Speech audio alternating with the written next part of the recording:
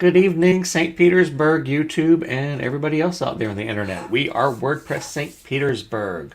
Welcome to our technology panel. Tonight we're going to be talking about Is It Safe? Our technology panel on privacy, GDPR, security, VPNs, and being safe while working in a remote world. Tonight we have our guest speaker, Chris Wegman. We also have our other three co-organizers for St. Petersburg, Travis Lopes, Jennifer Novak, and Elaine Simmons, and I am Jim True. Let's see real quick. Do our little slides over here. We are WordPress St. Petersburg. We meet monthly on the first Tuesdays of the month at 6:30. I'm going to get rid of that third there. Starting in March, we're going to go back to doing the first of the month, and we'll be every other month. Or every other month, we'll do a Ask Us Anything and a scheduled talk. We're going to be online only through 2021. And our meetup is at meetup.com, WordPress St. Petersburg. Our website is wptampabay.org. On that site, we have all of our communication channels listed at the very top of the page, our Slack chat, our Facebook group, and all of our meetups. We are a member of the WordPress Tampa Bay Network. That is a loosely organized group of meetups that meet throughout the Tampa Bay area. We have St. Petersburg, Tampa, Brandon, Valrico, and Newport Richey. Right now, the other three groups are not terribly active, but I'm sure at some point in time, if we're ever able to get past the pandemic time frame, we will be active again. All right, so tonight, our code of conduct.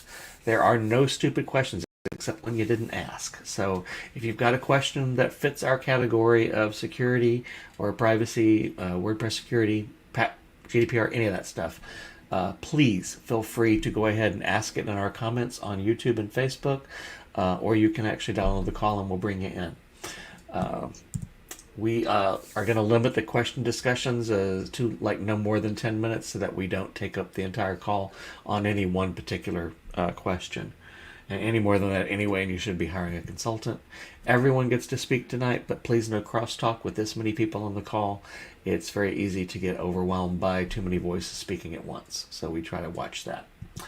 Dial-in etiquette. We're using StreamYard, and the invite link is posted on Facebook and YouTube chat. It's in our comments on YouTube and in Facebook. The guest instructions are linked from that particular invite when you come in. Please make sure that you've tested your connection and it's configured properly on your mic and your speakers before you dial into the call, or before you actually try to talk to us. If you're watching the stream through Facebook or YouTube, you absolutely have to mute the audio on those windows, because when you're in StreamYard, you're actually in the call, and we can hear everything that's being played through your speakers if you have to be sitting there listening to YouTube or Facebook. Okay? I'm also going to bring in Nichelle. She's another one of our regular friends here. Hey, Nichelle, I've got you down there. No, you could have left me backstage. You want to leave you back? Okay, you want to stay in there with the cookies? Okay. I'll Yes. put you back in there with the cookies. Okay, no problem. Thank you. We have three people, luckily, actually, in our green room, and so we will be trying to prioritize their questions ahead of time. Enjoyed the cookies and drinks down there in the green room. They're quite nice and tasty. So, tonight, let's get started with our questions. We're going to start talking on security first. So, from Chris Cavello, and this question came from Meetup. Recently, I've had an increase in traffic to my blog site, which is mostly complimentary, but raises my own concerns of being open to this kind of traffic is dangerous. And if so, how do I prevent such as, I think he's trying to say, how do I prevent traffic coming in, such as responding to those that leave comments and stuff like that? Maybe he's worried about getting spam comments and stuff like that, or hackers along those lines. Do you want to take that one, Travis or Chris? Go ahead, Travis. You can start. No, you can. Okay, that's fine. Honestly, the best answer with this, if you want to prevent comments, you got to remove the comments. Is your blog even the place you necessarily want comments these days? There are ways to improve this, though. Log in for comments. Captchas on the comments, although I highly recommend don't use reCAPTCHA. Look at HCAPTCHA, so you're not giving away data to Google. There's a number of ways. There's honeypots. There's a number of firewall type things that'll look at this thing. Maybe you restrict comments by geolocation, namely country. depending on plugins that you use or what your host setup is, you may be able to do that fairly easily. But really, there's no safe commenting system out there. It just doesn't exist. You can limit to an extent, but if you have traffic and you allow them to comment, folks that you don't want and bots you don't want are going to comment at some point. Yeah, it is kind of the point. I tend to, when I had it, I always kept my stuff on approval, and Akismet caught pretty much everything anyway, as far as spammy stuff going through. I know Denise, we have it on her site, and they will leave comments, but we've left commenting on for most of hers, and we've never had an issue with Akismet. So, any thoughts from you, Jen or Elaine, on that one? No, I think do you actually and the approval is usually, I find that's usually sufficient. Most people don't leave blog comments anymore anyway. It's usually through social media, and that's what a lot of my clients have kind of pushed for anyway. I mean, they'd rather have that engagement on their Facebook or Twitter. In the same vein, how do you guys feel about the all-in-one, where you kind of like, instead of having them log into the WordPress site or maybe creating an account through WordPress, they actually do it through their social connection? Do you feel that's a better way or a worse way? Like to leave the blog comment based on your logged in Facebook, that kind of a thing. Actually having it connected to their Twitter or their Facebook or one of those kind of accounts, but as opposed. Like, what if you lose connection to any of those services at any point in time? Whether it be because the service shuts down, the service kills off the API that's being used for that connection. Gotcha. Even before that, part of this discussion this evening, one of the topics you brought up was GDPR and the policy and privacy. If you put Facebook and Google code on your site, you are giving data to your users' data to Facebook and Google. Full stop. Yeah. So if you're worried about privacy of your users, adding any SDK that you leave in, that needs to go in your privacy policy. You are leaking data to those companies. So the social logins are really, they allow you to do that so they can get that data. They're not doing it just out of any kind of benevolence. Yeah. I know a lot of the ones, it's the customers wanting it or your clients want that, and that's why they ask for it. And because they don't want you having to you don't want them having to create an account on their site, and they think that that's a convenience step. But that's a very good point to put out, is that because of that, you actually open up their window, and you have to include that in your privacy policy. So, good question, good answers. All right, next one is actually, I believe, Sue's question. It is, and Sue, I'm going to go and bring you in. So, if you're down there, I'm going to bring you into the call now. Hey, Sue. Howdy. How you doing? Is this still the question you wanted to ask? It's good enough for now. Okay, cool. So yeah, Sue has asked if you recommend a suite of tools, iTheme security, or a group of different tools. I'm going to start with this one only because I was the original author of iTheme security. I sold it to iThemes a while ago now. I have on my site today, I do have Geofence. You may not need it. I had an interesting chat. I was on a podcast called WP Cafe earlier today with some folks in the UK who it was the only point I could touch you when I said I still have a security plugin. And Tim Nash, who's a WordPress security expert himself, says you shouldn't need a plugin.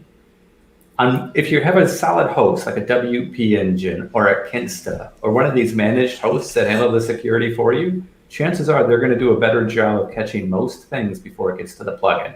At this point, when you put a plugin in there, if you're looking at it from a security, first traffic hits your network, right? So you want to block it first. Then it gets to your server. You want the server to block it before it gets to your site. If something bad's gotten to your site, that's your last line of defense, right? The plugins often are not very effective at it. On top of that, they can take resources. So if the type of attack you're getting is a flood of traffic, you're going to crash quicker if you're just relying on a plugin than if your server and your host have taken some of that load out for you. But they do have good features. I like the two-factor implementation that Geofence uses. Geofence has some good reminders for emails and that. Frankly, I keep Geofence on my own, even with good hosting, largely because of their support of the community. They do great support of the WordPress community and really go out of their way to find vulnerabilities and plugins that need to be updated and help plugin authors fix that. And to me, that's worth supporting. And the features, they complement my host more than that they add to it. So if you're hosting yourself, you're on some sort of cheap hosting, the $3.95 specials that are still out there. You probably want something in there to handle your login security. Somebody logs in with the username admin. Well, you probably want that banned right away, right? A plugin's going to take care of that for you. But if you have a solid host that's looking at these types of things anyway, it's not necessarily something you need anymore. Wow, didn't expect that. Good answer, though. Very good answer. Thanks, Chris. I know, Elaine, you use WordFence, don't you? I am using it for one client right now that I'm a little worried about the quality of their hosting, and they don't want to check in very often. So I'm like, I'm going to put WordFence on this and then walk away, Yeah. See what happens. Well, Chris, do you feel the same way, Chris, with Flywheel as you do about WP Engine, since they're both owned by the same company now? It is a different platform than our stuff. Okay. My work at WP Engine is always focused on the WP Engine side, so I really can't give a lot of insight as to what's going on with the Flywheel Chris, side. your audio is breaking up a little bit. So, yeah. Yeah. How's this? Does that help? Yeah, that's actually better. Okay. The I don't get involved with the Flywheel side as I do the WP Engine side, because all the work, the teams I'm at are still on the WP Engine side of things. So I really don't want to comment as if it's the same as WP Engine. It is a different platform, but they do have security. I know they do cleaning things and stuff like this.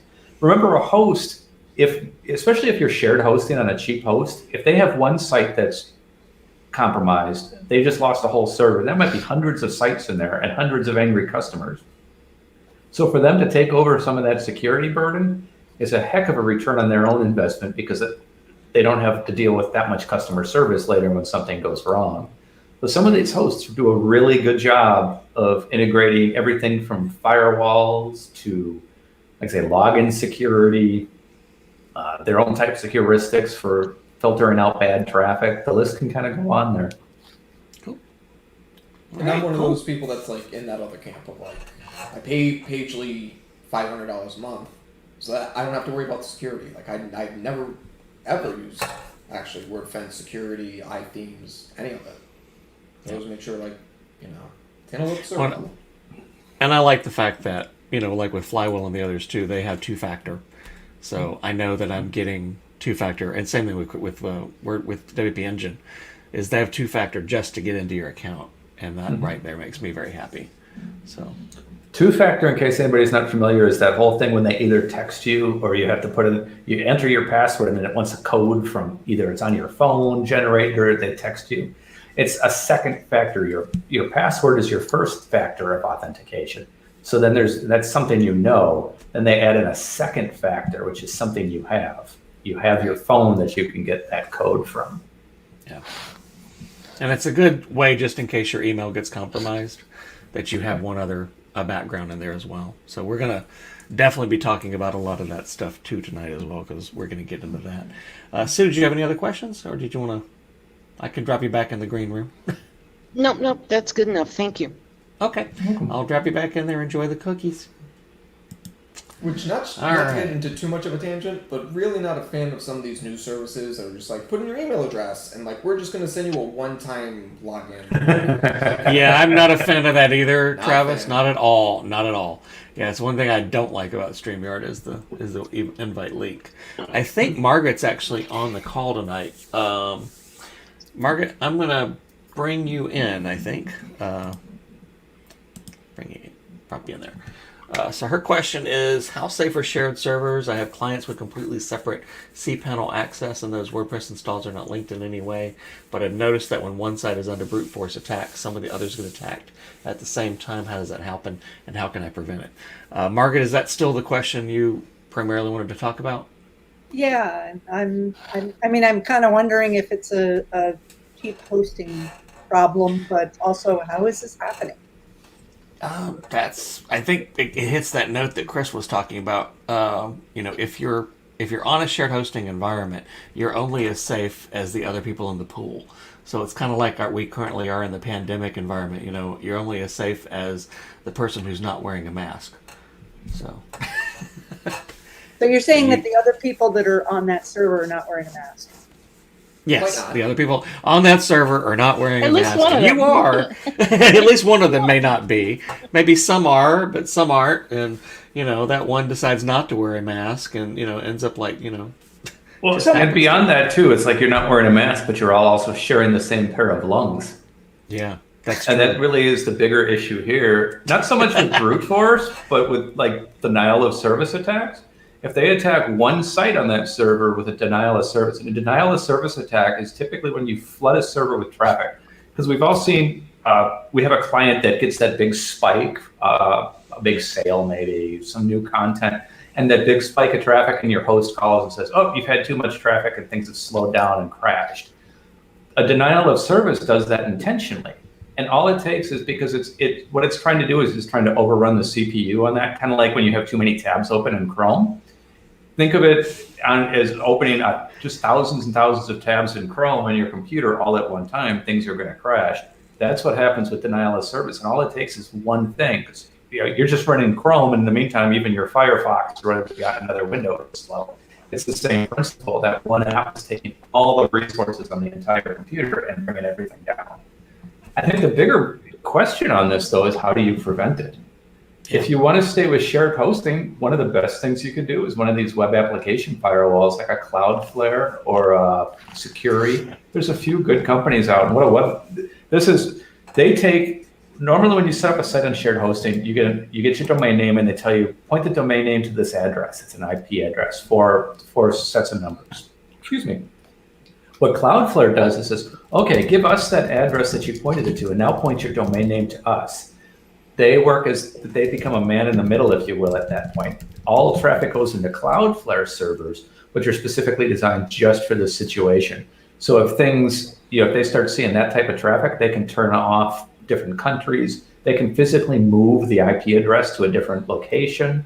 There's all kinds of ways that they can reroute traffic to make sure that things keep going into your server. Now, if your site's the only one with that and another site gets hit, you could still have issues. Then you get into things like cache and things can get really fancy. But the best thing you can do is if every site on that server had a WAF, a web application firewall, DDoS probably wouldn't be an issue. It's still better than nothing, especially things like Cloudflare that can cache your server. What Cloudflare will do is it'll actually, when somebody requests your homepage, it memorizes your homepage, and then if your homepage actually goes down, it'll serve the copy it memorized. So it can still really help you in these situations. Even though, remember, I just want to say it's not a foolproof solution. There are ways, other sort of things can take you down in the shared hosting still, but it's probably the best way. It's the most effective thing you're going to be able to do to mitigate most of those types of attacks. The only real attack that won't mitigate is, say, it's just a code exploit where they're getting into the file system. Generally, with control panels like cPanel and stuff, all the different sites are jailed to where they shouldn't be able to break out, and be able to access the other sites. But you don't want to risk it. You know what? I'm starting to wonder. At one point, I reached out. I'm on InMotion. At one point, I reached out to them. I had so I was trying to register a new site or something like that, and it wasn't working. And I got a customer service rep who basically admitted that they were having a massive denial of service attack. And I think maybe at that point, I should have gone to a different host. Maybe every host can have that. Entire Google data centers go down with that though too. There's a couple of years ago, a terabit of traffic. Chris, you're chopping up again. I'm sorry. I shouldn't turn that. I figured I'd try the camera again. I'm sorry. Yeah, it's okay. Well, even the biggest servers, and any host is going to have this at least once. The bigger the target, more often they're going to see this stuff, and in some cases, the more they can mitigate it. But there's still some of the bigger services out there, Twitter, Google, they all experience outages at one point or another. Switching hosts because of a single outage is really not going to help the situation. It's just going to cause, it's just the extra cost for you. And to InMotion's point, or InMotion, yeah, I've had really good experiences with them. I have a client on them, and I've been honestly like really impressed with their customer support. So I've probably been using them for like 3-4 years. They've always been pretty good, and honestly, like I'm kind of impressed that they told you some of that information, because I've had other hosting that wouldn't tell me like hardly anything. So Yeah. I that's always I don't fun. ever want to I don't want to rag on Bluehost, but I had that issue with them quite often. Yeah, they're really good at not telling you anything. Yeah. Or telling you the wrong thing. So maybe that's not my problem. I don't know. I don't think it is. I think it was just an unlucky situation in that case. If you see that more than once, ask for a different server. 9 times out of 10, they can. If there is a problematic site on that shared server, they can just get you moved. It's not simple. It's not just a turnkey, because you still got to play some games with changing things around. But the host will usually do that for you, and that can help too. Yeah, I did ask for that at one point, and they said no. So that's what I'm thinking, man, maybe somewhere else. Sorry to hear that. That's a whole different ball of wax. Yeah. But you know what? Sometimes you get a different customer service rep when you call them again. So very true. Yeah. Again before I go away. Yeah, it might be worth asking again and pushing again. Yeah. Thank you. Okay. Yeah, thank you, Marilyn. Anything else you had questions on? Or did we hit it? Margaret, I'm sorry. Did we hit most of it for you? I think so. You know what? I think I probably at some point I'm gonna need to talk to a consultant, just because at some point it just gets to the point where I can't tell with my technical skills. I can't tell whether my speed issues are security or not. Well, you might want to try doing, checking out one of the managed WordPress hosts, like we said WebP Engine, Flywheel, Pagely. There's a handful, quite a few of them, and try them out. Give them a trial, and use your most expensive client and have them pay for it, and bill it to them, and see how it goes. And I never went back. I'm never going back. Having gone to managed hosting, I am never, ever, ever going back to the old method. I like it too much. So let's back up to managed hosting. The differences here is you go to SiteGround in these, and you can install WordPress or Drupal.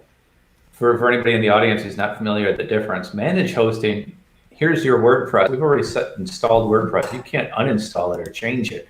We'll handle the upgrades. We'll handle the security. We'll handle whatever is going on there. So all that maintenance and these types of questions, such as what I can do, in case of WP Engine, this is the only one I can speak of with authority because I work there. If you have problems with one server, we can literally almost button click and swap you over to another server very quickly. So that's the advantage of paying that extra $10-15 a month. And these managed hosts have generally gone through and they've blacklisted plugins that are known to cause issues and security bugs and stuff. Yeah. They're good about but it even too. If you feel like managed hosting is too expensive, I think it's even a good option nowadays to get a virtual server with a Linode or DigitalOcean and use something like SpinUp WP, which will help manage sites, create them for you on the server, and keep all the software up to date with firewalls and stuff. It won't be fully managed, but it'll be able to get you away from shared hosting at least. Yeah. Still looking at cost, so I have to balance it out. Yeah. But you know what? The amount of time that when things get too challenging, the amount of time you put in scratching your head, you go, okay, I need to just invest in this. That was mine, Margaret, is I was doing too much work managing cPanel and mail servers and everything else. And I said, I don't want to do this anymore. And that was when I switched to managed hosting because I just didn't want to deal with that anymore. If you're accepting money, you shouldn't be on shared hosting. Yeah. That's true. Good point. Yeah. Okay, we're going to drop you back in the green room and let you enjoy the cookies and drinks. Travis, what'd you say? If you are accepting money, what? Don't use shared hosting. Okay.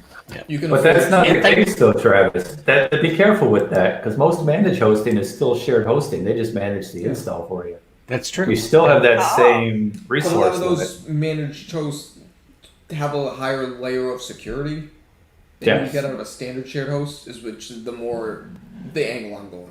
Yeah, you get what you pay for. Don't get me wrong. I just want to make sure that, especially when I was just saying a couple minutes ago that things like DDoS, you can't get away with that. You can't get outside of that with shared hosting. Just going to manage still doesn't change that equation at all. No. They have a little more tools to fix it. Yeah. Our next question is from Stacy Waite. I think I'm pronouncing your last name right. My WordPress websites have been hacked twice in the last year. Besides security and WordPress Fence, what do you recommend? I'm going to make one comment, then I'm going to give it to these guys. One thing you start with is check your clients. Check your clients that are logging into your sites, because the first line of defense is the websites of your people that are logging into your site, especially if they're actually getting password hacked. Because I've had several sites where they weren't paying any attention to the security of their admins that were logging into their sites, and they were getting password hacked, keyloggers, the whole bit on Windows, and that's where they first got attacked from.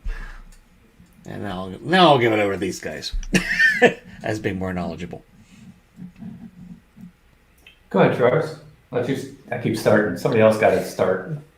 Part of it, kind of like for like specific recommendations here, like part of it depends on like where are you getting hacked from? Like what's getting hacked? That's the first question. Are the files changing on the file system? Is it just like stuff getting messed up in the database? Because that would help narrow down like the point of attack. Because like depending on what host you're on and like how you're trying to clean up from this attack. If it's something like someone edited a core WordPress file and you're not replacing all the core WordPress files as part of like fixing up the issue, you might still be vulnerable. You know? Yeah, Stacy said she had no clients, so. And I think Travis is right on there. It depends. The biggest thing I would suggest is audit what you have. Make sure that your backups are in place. It could very well be maybe you have a politically aligned client that this is a targeted thing. You know, every bit of advice we give on any security topic tonight goes completely out the window if your client or your site is targeted. Yeah. This is where we talk about things like, if you remember the Panama Papers thing a couple of years ago. These are the types of hacks where you can throw real resources beyond just an automated bot at getting into a site, and all this is off limits. Regardless, the biggest thing you can do is if something's happening, even, maybe you have a domain name that's just simply easily picked up in a different language where these bots are common. But make sure that your backups are in place. So besides security and WordFence, either your host backups at a minimum, some sort of off-site backup, because if your site's repeatedly hacked and it's not your host that's having an issue, what happens when they say, we're done with you, something's wrong, get off of our platform and shut you off? So make sure you have a good backup at a very minimum, and one outside of the host, because that does happen. And then audit how many admin users are in these sites, how many other users are in these sites. Are these users people that are even still around? Do they need the access that they have? Is there two-factor on their accounts? How old are their passwords? This list can go on. How many plugins are on these sites? Do you need them all? Where's the theme? Is this a theme that you've been running since WordPress 2.3 and hasn't gotten an update itself and worked since WordPress 3.1? And I'm not, there's so many factors that could go into this, but really, because updates and not keeping up to date is probably the single biggest vulnerability on a WordPress site. Making sure that everything that you have from the user accounts to the software that's installed. Chris, I think we got Stacy on the call, so we can actually bring her in. Okay, cool. Yep. Hey, Stacy. Time out. Okay. Stacy, make sure you're. Whoa. Yeah. Sorry, hang on. Yeah. I'm turning you off for a bit. I'm muting you for a bit. You've got your other one of your other tabs has on, and you need to turn it off. So look for a Facebook tab that has an audio speaker in the top, and turn that one off or mute it. Or if you've got YouTube or you're watching it there, turn that one I think off. it's YouTube. Yeah, I think it's YouTube because you came in through YouTube. Looks like from Yeah, icon. mute your YouTube screen. Now, whatever's on your YouTube, mute it because we're picking it all up. Okay, I'm gonna bring you back in now. You just muted her. There you go. Oh, I did. There we go. Now we go. Try now, Matt Stacy. Can you? Okay, can you hear me? Yeah, Yes, now ma'am. you're Yeah. fine. Yeah. Okay. No, the background was that last year in March, 25 million websites were hacked at once. Okay, if anyone was aware of that. Okay, and one of my sites was hacked at that time, so the files were changed everywhere. I use SiteGround, which is great. They've been great, and customer service has been wonderful, and they've triggered a lot of things to let me know about stuff. But they quarantined it immediately. And then eventually I just destroyed the site because there was no hope of cleaning it up, put it that way. But January, another one of the websites was also hacked. And once we've gone into it, they've gone into the core files. And no one else is a client on this or technically an end user.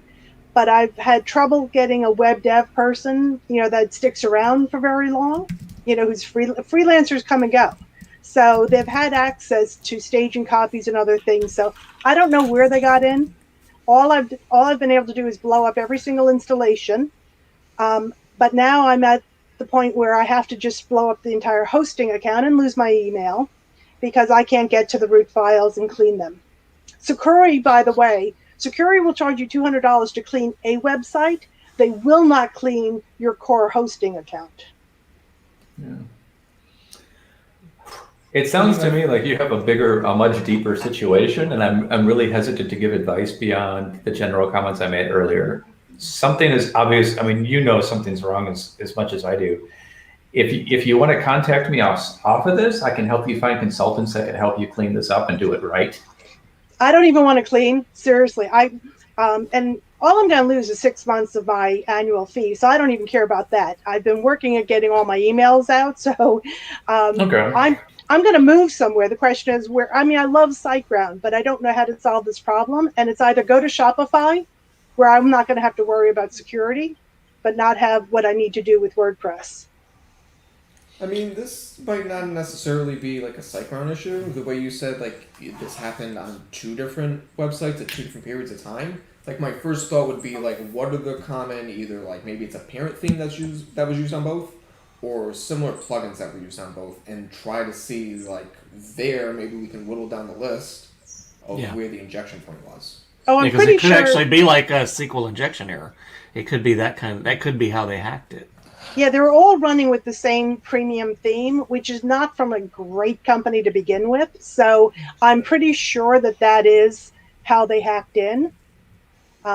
It's AIT themes. They do directory themes. I mean, they're used by thousands of people, but they're not very secure or robust. So I'm pretty sure the theme was the problem. But since I'm going to rebuild everything from scratch, I'm not even touching that theme anymore. But I want to go where I'm not going to have this problem again. And I love SiteGround. I mean, if I could find a great, terrific couple of themes, I'm happy to buy them. Well, it might not be SiteGround as the issue. It might just be the fact that, I mean, your site was popular. It was busy. You were, it had quite a few listings on it, and that may have been enough to have been the opening for them. They recognized the theme, they recognized the plugin, and they exploited it. And it has nothing to do with SiteGround at all. Yeah. No, I never said that. I love SiteGround. Yeah. I don't want to leave SiteGround, but I need security first. Like, that's what we're here to talk about. Yeah. And if you go to Shopify, you've got security. You just don't have flexibility. If you're restarting the sites, has SiteGround offered to move you to a different server? Basically, start you over, so you just point your domains at a new server? No, I asked them to do that, and they said no. They would just delete and close out the entire account. So, I'll do that too. I mean, as I say, to lose $250, I don't care about that. It was more, I had not downloaded a lot of my emails and having to clean those out. Yeah. But I'm ready to do that. And yes, I would. But that's part of my question is that I'm pretty sure it was my theme, or they also had Revolution Slider, which those are out of date. Right, exactly. That's what got the download papers. Oh, I know. Yeah. Well, I know, and every time they update the theme, I plug them back out, but then the next update puts it back in again. Yeah. Yeah, Revolution Slider. Nope. Well, Stacy, do you have to be? Are you trying to sell internationally, or just domestically, or just in Florida, or what?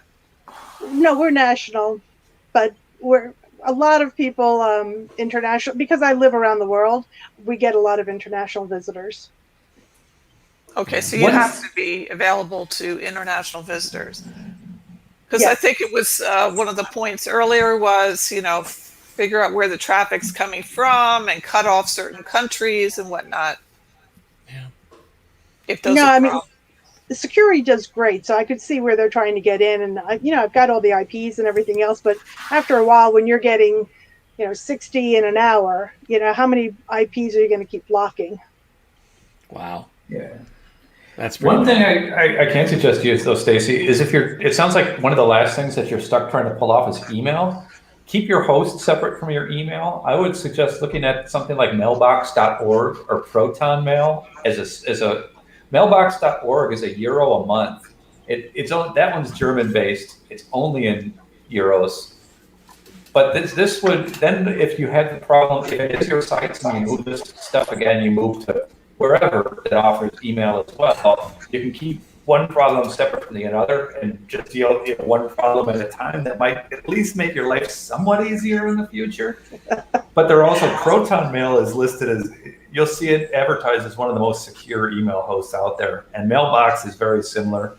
You can get it through your phone or all these services. So that might be one. I know it doesn't solve your site problem because there's a lot going on there for me to unpack. But just listening to your email issue and tied to it, at least maybe we can help you unpack that into something so it doesn't happen again. Right. Well, it actually, if I'd been pulling the emails off over the years, I was just being lazy and letting them sit there in storage. But so I have a question, though. When you said about managed hosting, that was a little bit confusing. SiteGround, these are all shared hosting. What were you referring to that was different? Managed hosting in the space of that. SiteGround provides shared hosting, where you can have like a dedicated server, but managed means they handle your entire WordPress. They do your WordPress updates. They do your WordPress installation. They don't let you touch your WordPress, or they do, but they don't let you go beyond their model. And each managed host has a different echelon of that as well. Travis can talk about Pagely and some of the others that have a lot more control there.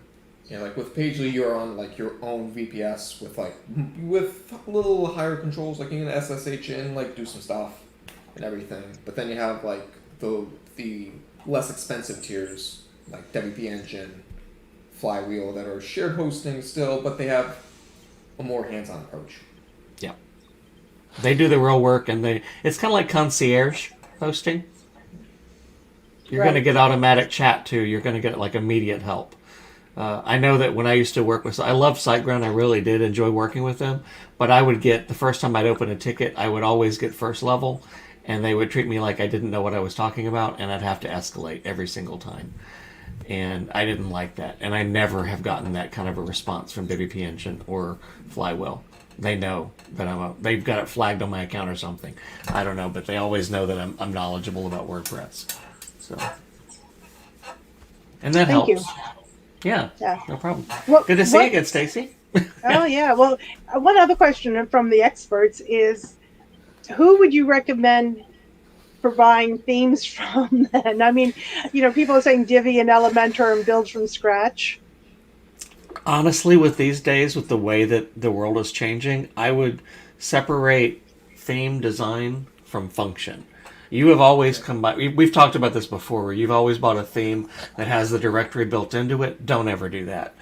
Always focus on the directory plugin maybe that is actually handling the the custom post types, the fields and stuff like that, and completely separate it from the theme.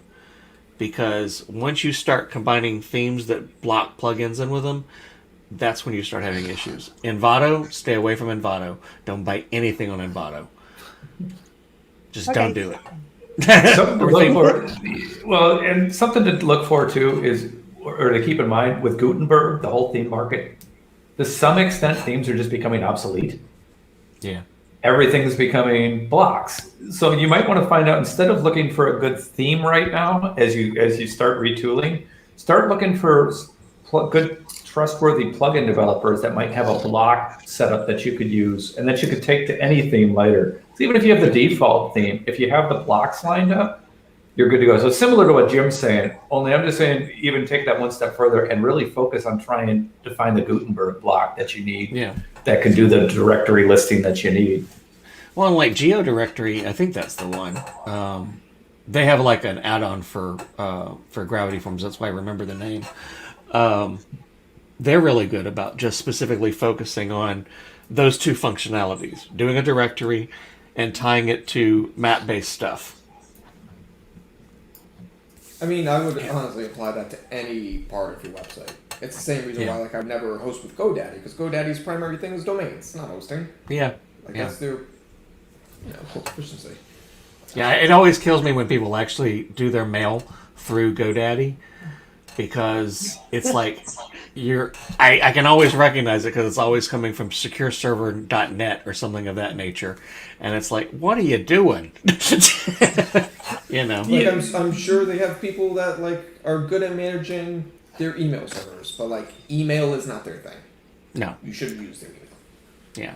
I'm going to add to what you guys are saying. You shouldn't mix hosting with anything.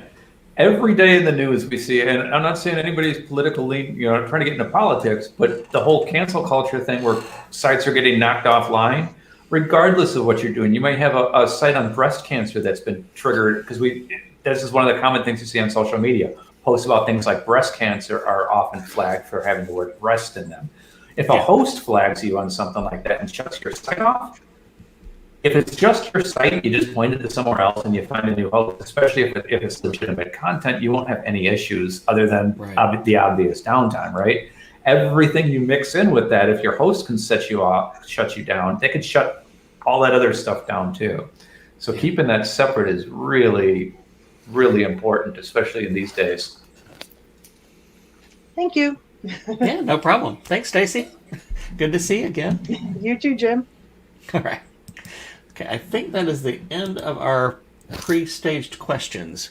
So I'm going to do a real quick span through at Meetup to see if there's any others sitting over there. But we didn't have any questions specifically on privacy, but I figured we could probably do a roundabout talk on privacy at this point. We have some time, so open discussion, privacy, guys. Get it. We need a facilitator here, Jim. Oh, you are fine. Okay. That's important. The reason I'm bringing up the privacy thing is because so many of us are working from home now, and so many of folks that used to actually go into an office are suddenly working from home, and you may be one of those people that suddenly is working from home with their teenage kids, and they're having to share their network with their teenage kids and their work laptops and everything else of that nature, and all of a sudden, not only do you have like a security hole that's possibly happening because you are at home with your local network, and you need to make sure that your local network is secure, your desktops are secure, your laptops are secure, your Google Home device, your Alexa, your whatever else is secure. But then you also have to worry about how protected are you keeping your information? Is your information protected privately? How are you protecting your client's privacy? And that's kind of where I'm coming from with that one. So I know Chris has done a huge thing as far as like done a lot of back and forth and with like Google and stuff like that. So I'm actually going to take the screen down because we may be taking up too much space here. And one thing I want to get into is you're saying this, Jim, too. Let's define privacy and security for purposes of this talk, right? Security is the lock on the gate.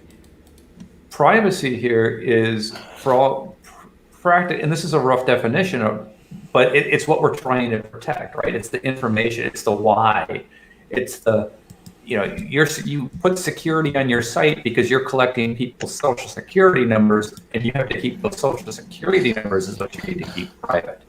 Let's make sure we divide this a little bit. When you're talking about home stuff for work, you need to get into a little bit of both of these sides, right? You want to make sure everything's secure, but you want to apply appropriate policy to anything that you're doing to make sure that you're also safe. So things like your Google Homes, your Alexas, one of the simplest things you can do is keep your laptop and your working devices on one network. And most routers, a good router, can split off multiple Wi-Fi networks and isolate them. Splitting off things like that and making sure that you don't start intermixing tasks, because it's the more things available that can see your data and potentially get to your data, the worse the problem is with privacy. Now, there's also the running version of privacy of how much data is being collected by any of these given devices, and that's a human rights issue. There's a lot of issues around that. But for purposes of this talk, I think what we're trying to say is you very much do have sensitive data of your users. If you have an email address of your user, depending on what country your site's being viewed in, or state that's being viewed in, that can be considered private data. If that's breached, you could be liable. So this, I want to make sure we're just making sure that's a little bit more nuanced than just rebranding security as privacy, because there's definitely a little bit more to that. Well, let's actually start with security for home networks and stuff like that, and protecting desktops and laptops and devices along those lines, just from a security standpoint first. And then we can talk about how you would protect your other information, like a virtual private network, all that kind of stuff along those lines for privacy. On devices, some of the simplest things are just separating your work computer from your personal computer. I was stuck in a fairly long Twitter thread today about companies that don't provide tools to their employees, namely don't provide computers to their employees. We were focused on the economic side of that. If you have an employee who's just come off at a bad string of luck, whatever, they might not be able to afford a computer after their last company's require them to give it back. There's that side of things. But then there's also the protection side of your users and your company itself. If I'm doing personal stuff on my work computer, what am I installing? Oh, that free game looks awesome, right? Oh shit, it's gone in and taken all data from this or that, or that free game turns out to be malware. So keeping that's almost really rule number one, is don't mix your personal and your work data. Does anybody else want to add to that? Yeah, it's not enough just to put them on different Chrome tabs either. Oh God. Firefox can do some of that. Firefox has multi-account containers, which is a little better. Is it better than the Chrome version of that? Chrome doesn't even have that. Firefox, you can separate each tab into basically its own browser, so there's no leak of cookie data. There's no cross-site data at all between these different containers. So if you have a Facebook container, anytime you open Facebook, you can't see the cookies that you had from Google or wherever else. Okay. I have a finance container for whenever I need to log into my banks. I have a work container that I use on Firefox on all my machines for whenever I just have to log into work's email and stuff like that. So it separates things. Yeah, and it's the catch is it's not easy. It takes a lot of conscious effort to keep up with it. Otherwise, it's just a mess. Okay. But it even had, you can do temporary containers. So I can log into this site, this StreamYard, and if I was to close that container, all that login information would go away. Next time I open StreamYard, it's like it doesn't even know I've ever been there before from that point of view. But so what you're saying, actually, yeah, you can do this somewhat in browsers, but you want to get away from Chrome. Chrome, if we're talking privacy, Chrome's a fucking nightmare just from the top of it. It's okay. You just took the rating of our channel down from G to R. It's okay. I get fired up on these talks. My apologies. No, I don't blame you on that one. I kind of feel the same way. It's like I've gotten used to Chrome because of being able to create like the different separated accounts through different, they're nicely separated, but yeah, it still doesn't matter. They're still sharing cookies back and forth. So when I first got an Android phone, I did it for other reasons. I was like, well, if I have to be in one of these big techs, I might as well go into all in and just try to keep data to just that one big tech company. So I used Chrome and stuff for a little while. I had to use it at work. So it seemed to be like I tried to compartmentalize data that way. Yeah, no, that was the wrong answer. You're not compartmentalizing anything. Anything you put into Chrome is just being sold for you. What would you do for kids and stuff like that, as far as like, because I know like, oh golly, kids with the iPads and stuff like that, and they've got to have them for school. How would you, as far as like lock down and secure their machines and protect them basically from, nefariousness? Well, that's such a rough one too, right? Because so many schools require Chromebooks, and that's a privacy nightmare. You're giving your child. And I know Google has these policies that claim they don't track, or there's differences if their kids under 13, but half the tasks on there, they don't know necessarily what's going where. The sites that are using Google's SDKs don't know what's going where, and they're still collecting that data in a lot of cases. So, Chromebooks in particular for children are an effing nightmare. Apple at least lets you do quite a few things. Yeah. There's also things that you can do. I use something called NextDNS. If anytime you go to a website, you're looking at a DNS entry. There's all kinds of, most people automatically if they don't use their ISP's DNS servers, they either put in Google or Cloudflare, both of which have privacy implications, especially Google. Google claims, the disclosure there is Google's official policy is they don't use that data to track you, but there's a lot of question of the practicality of whether that's even possible not to track you through that data because it's associated with so many other things. And DNS reveals a lot about what you're doing. It also, everything you go to, I can't get to Facebook on my home network. If any of you all came to visit my house, you cannot view Facebook on my network. And NextDNS blocks Facebook from the lookup. So I type in facebook.com, it has no idea what the address is that it's supposed to go to, and it fails. And NextDNS can allow you profiles with children. It can do all the ad blocking. So it does this all at the DNS level, plus it encrypts your DNS. So DNS normally runs on what's called port 53, and it's unencrypted. It's just plain text. So anybody who's listening to your connection can find out any site you've been to. They may not get the content in the site, but they know every site you've gone to and all the little things that are loaded on it.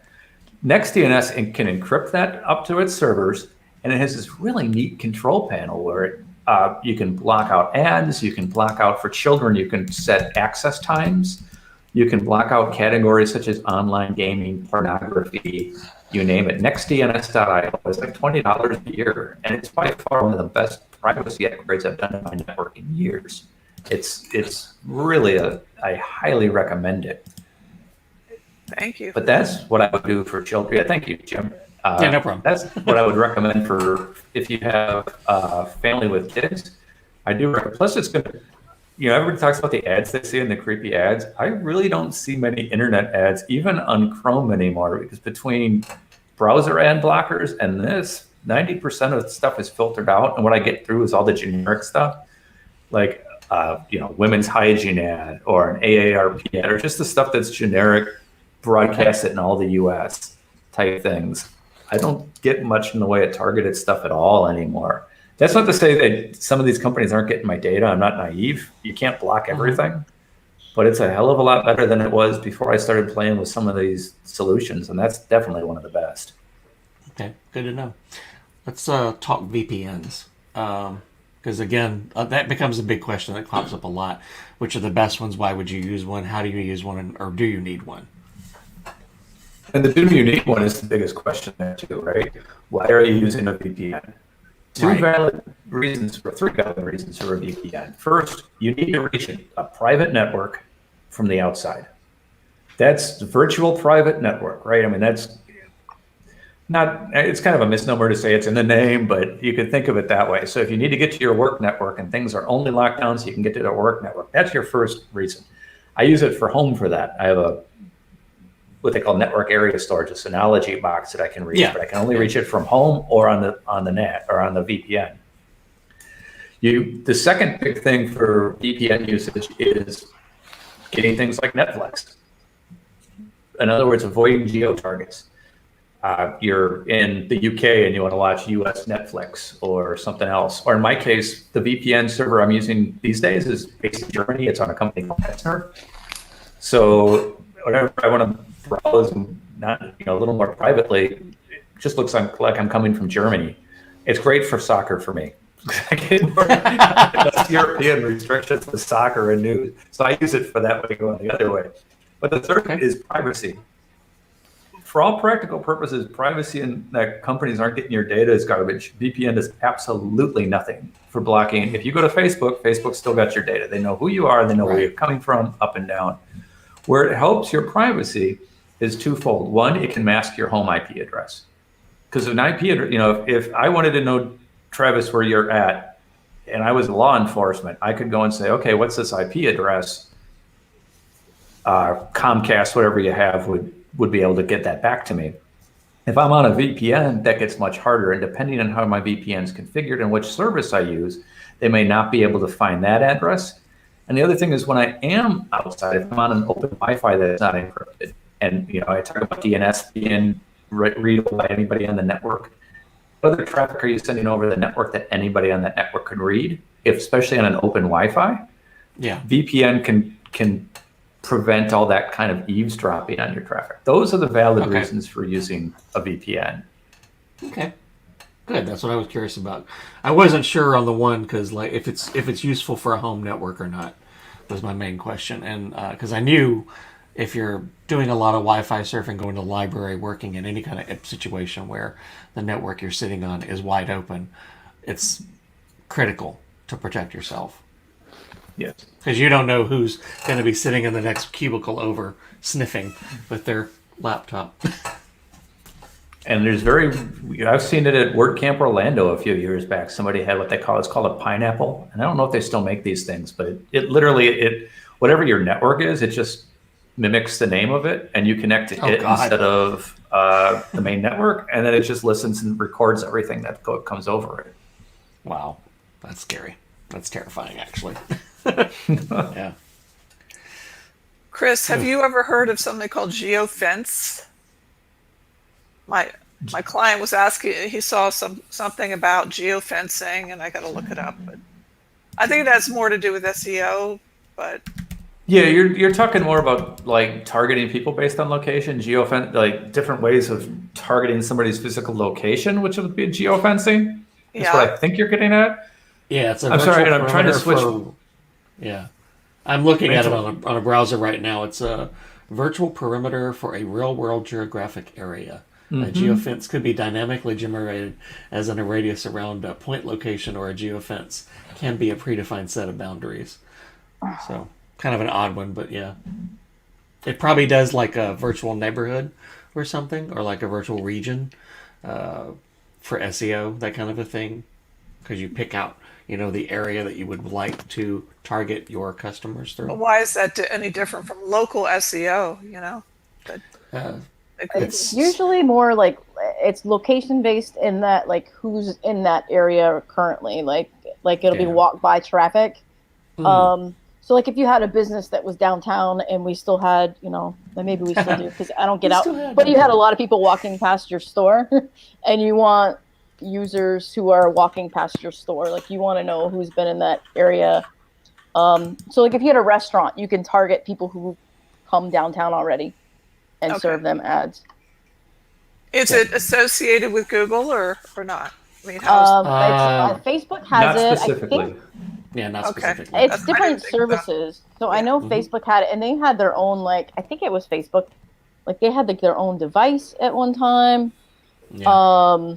Like it was, I don't hear as much about it as I did when it first came out. So I don't know how popular it still is. And I don't know if that's just because nobody, well, I don't say nobody, but as many people aren't out right now. Right. Where you hear it a lot today is actually law enforcement. Oh, that would make sense. Yeah. Protest law enforcement. We've heard an awful lot of geofencing on that. And that's how you would relate this to privacy, right? Don't carry your phone with you, first of all, because they're using geofence technology that isn't internet-based.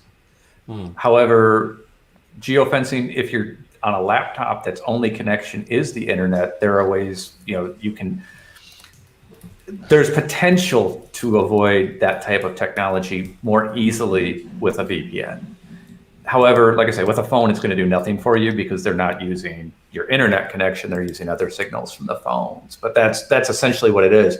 They'll set up in the center of where they know a protest area is going to be and catch every device going through it. That's a geofence.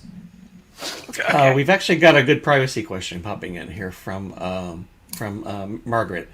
It's I'm curious to know best practices for protecting client passwords. They've emailed them to me, texted them to me. It's unbelievable how much exposure they're willing to take. And do you guys have any recommendations as far as the appropriate method for allowing your clients to give you administrative access and sharing their passwords or stuff of that nature? I'm the same way. It's like we'll get clients occasionally in customer support and they'll send me their credit card number, the whole thing. It's like, no,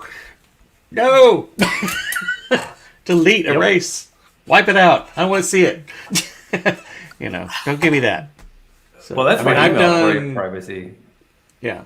Go ahead, Travis. It's such a. Before we get into the answers real quick, I just want to say, after I head out, thank you, Chris, for joining us this week. It's good to see you, buddy. Informative. Yeah. It's been seeing everybody. Yeah, good to see you too, Travis. Have a good one. Thank you, Take care. as always. Yeah, I know 1Password has the ability to do, if they have a 1Password vault, and you can send a piece of that to someone through 1Password. Some of the password managers have the ability to do that, but I know 1Password does. I don't know if LastPass does. Shared and that's your first one, right? Is use shared password management. Yeah. Second thing is something like keybase.io or signal.org. Signal is probably the easiest one. Signal is the encrypted messenger that we're hearing a lot of in the news lately. It works a lot like iMessage. All you do is install it. It asks you your phone number, and it takes if somebody's on Signal, they show up in your Signal contacts. It's so simple. Yep, that's it. Yeah. It's really easy. It works, like I say, like iMessage. So if you have an iPhone and you've used Messenger, this will look extremely familiar to you. If you're on Android, it can actually be used as your actual text messenger. It's got a desktop app, so on and so forth. So that's an easy technology. If that's not available, keybase.io, which both sides have to sign up for. Mm-hmm.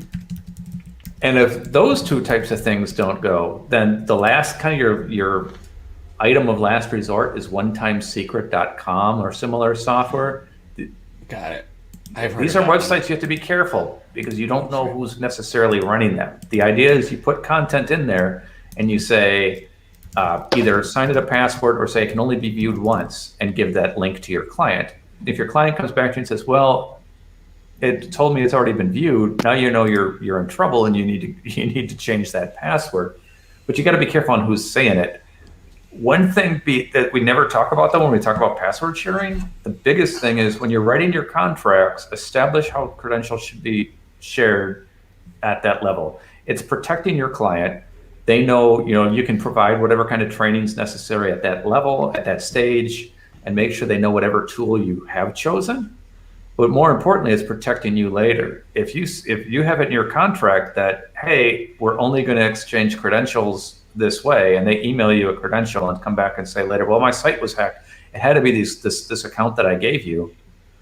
You're protecting yourself just a little bit there. So make sure you specify whatever method you pick, whether it's 1Password, LastPass, Signal, Keybase, or One-Time Secret. However you decide to do this, establish with them right from the get-go that this is how we will exchange anything confidential. and make sure, enforce that going forward. And contractually, I mean, you're not going to fire a contractor or a customer if they send you their password on email, but you really are covering your butt later on if something does go wrong. Yeah. Well, I know like some of the hosting accounts give you the ability to create a contractor account. I have only seen it. WP Engine I know does it, and I know GoDaddy does it to some extent, where you can actually give someone a developer access to your primary account, but they can't do anything with your billing, but they can do pretty much anything else they need to do with a cPanel and stuff like that. And I think that's kind of how the WP Engine one works as well. They don't have access to do anything destructive, but they have the ability to at least access. So, but that doesn't help you with the WordPress access.